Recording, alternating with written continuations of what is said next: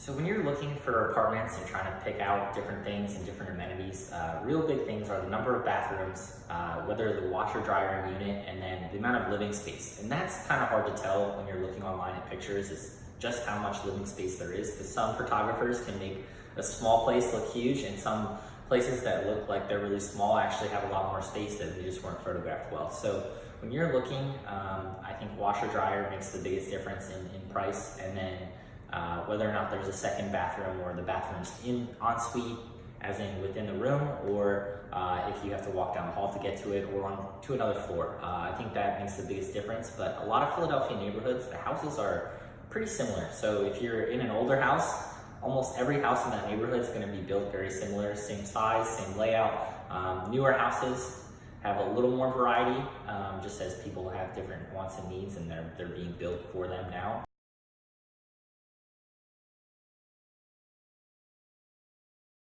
Less common amenities that you're going to see are going to be like fake fireplaces, or a lot more outdoor space, or a rooftop. And it's all different based on what neighborhood you're in. But sometimes landlords or homeowners get a little creative, and it depends if the house was lived in before or not. But you'll see houses that have jacuzzis, all types of weird little things like that, and different types of paint that's already there. That it's sometimes tough to get a landlord to change the paint, but sometimes you can from there. But I would keep in mind that when you're searching for a rental or a home, that whoever you're searching with, you're all clear on what you want and what you're willing to pay for these amenities.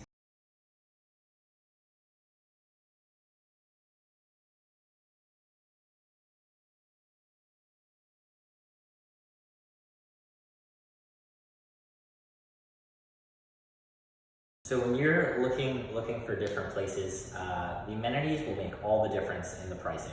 And that's exactly why you have to kind of figure out what you want before you start looking, and set a budget accordingly to know what's realistic and what's not. So certain amenities, like having an extra 2 bathrooms in a 4-bedroom house versus having 1 bathroom in a 4-bedroom house, makes a couple $100s of a difference just because of that bathroom. Having more living space, I've seen places that could easily rent for $1,500, $1,600 if they had a living room, but because there's really no space to like put a couch or a television, or just have that common space, they're not even going to rent for $1,100. They're looking for maybe $1,000, and those space differences make all the big differences. And outdoor space, so whether you have a backyard, or if you can have a roof, just having a roof on a house makes it that much more desirable, just to have somewhere to hang out on that view.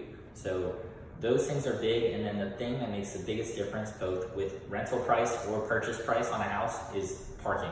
If there's parking in the area, you're fine. But if it's really hard to get street parking and you want parking, a house with a garage or a designated parking space is easily going to be $100,000 to $150,000 more, or the rent's going to be another $200 to $300 just because of that parking space.